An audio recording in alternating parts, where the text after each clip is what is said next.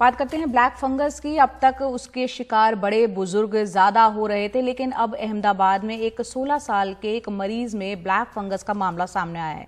यहां के Apple children अस्पताल में बच्चे के दांत, जबड़े, नाक, साइनस हिस्से में फैला म्यूकर ऑपरेशन के बाद उसको निकाला गया।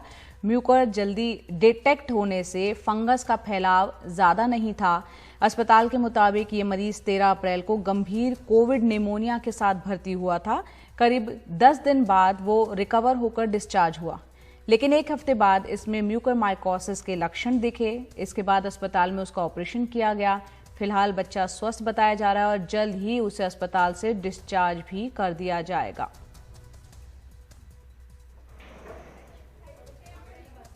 16 years old boy with COVID pneumonia was admitted at my hospital with severe pneumonia.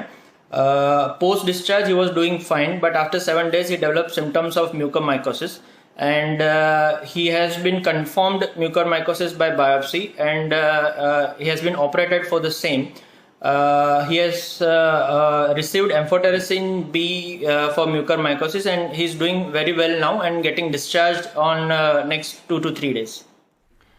और इस वक्त अहमदाबाद के जिस डॉक्टर का बयान आपने सुना, डॉक्टर पार्थ शाह, वो हमारे साथ फोन लाइन पर जुड़ गए हैं। डॉक्टर पार्थ, बहुत बहुत शुक्रिया हमसे जुड़ने के लिए, वक्त निकालने के लिए। आपसे समझना चाह रहे हैं कि आमतौर पर देखा जा रहा था कि ब्लैक फंगस जो है बड़े बुजुर्गों में ज्यादा देखने को मिल रहा था, लेकिन 16 साल के जिस मरीज को आपने देखा उसका इलाज किया, क्या इलाज के दौरान माना जाए कि स्टेरॉयड, ये आम लोगों की हम बात कर रहे हैं जिनको भी स्टेरॉयड दिया जा रहा है, साइड इफेक्ट के तौर पर ब्लैक फंगस उनमें पाया जा रहा है, क्या किया जाए कि इस बीमारी से बचा जाए और कैसे इससे लड़ा जाए?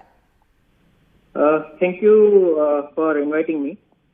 ये बच्चा जिसको स्टेरॉइड दिया गया था, ये बहुत ही कैलकुलेटेड डोज में दिया जाता है कोरोना के लिए।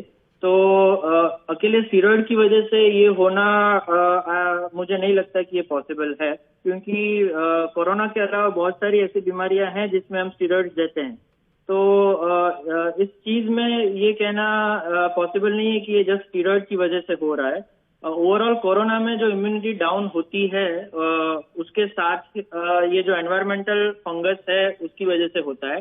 प्रिकॉशन के दौर पे पहले तो मैं ये बोलना चाहूंगा कि कोरोना ना हो और कोरोना से बचे, ये एक बड़ा प्रिकॉशन रहेगा म्यूकर से बचने के लिए। इनफैक्ट अगर कोरोना नहीं होता है तो म्यूकर होने के चांसेस बच्चों में जरा भी नहीं, अनलेस इम्यूनिटी उनकी लो हो किसी और रीजन से। कोरोना के बाद अगर बच्चा स्वस्थ है तो उसको ओरल केयर, ओरल हाइजीन में ध्यान रहना चाहिए और उसको कुछ हफ्तों तक बाहर एनवायरमेंटल सोर्स से दूर रखे, ये मेरी विनती रहेगी। जी डॉक्टर पार्थ, बहुत अहम जानकारी आपने यहाँ पर दी। आपसे ये भी समझना चाह रहे हैं कि कैसे इसे अर्ली स्टेज में ही पहचाना जा सकता है? अर्ली स्टेज में इसके लक्षण के दौर पे दांत में दर्द होना, मुंह में छाले पड़ना, नाक में से पानी बहना, आई अपने आंखों में दर्द होना, आंखों के पीछे दर्द होना, कंटिन्यूअस हेडेक रहना, कोरोना के बाद नए दौर से बुखार चालू होना, ये ऐसी चीजें अगर बच्चों में दिखाई दे रही है तो डेंटिस्ट, ईएनटी सर्जन्स को दिखा देना चाहिए। जी डॉक्टर पार्थ, क्या जैसे कि आपने बताया कि पहली बात तो कोशिश ये होनी चाहिए इस तरह से बचाव किया जाए कि कोरोना हो ही नहीं।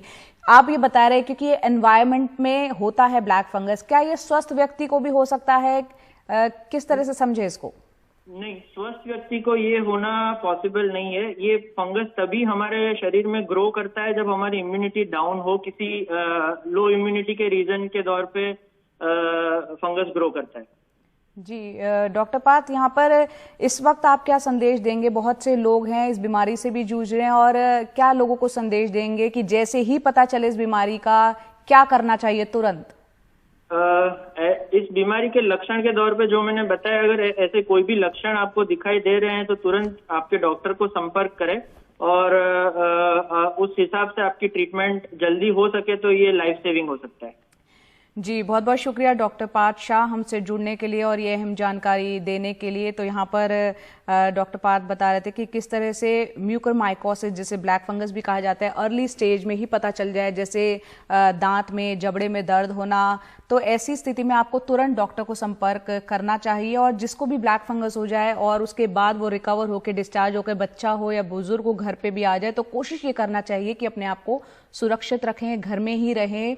और ये वो हम लक्षण भी दिखा रहे हैं कि किस तरह से वो लक्षण हैं ब्लैक फंगस के, जिसके बाद पता चलता है शुरुआती लक्षणों में ही कि कैसे ये अपने पैर पसारता है। कोशिश कीजिए आप कम से कम लोगों के संपर्क में आए और घर में ही रहकर खुद को सुरक्षित रखिए।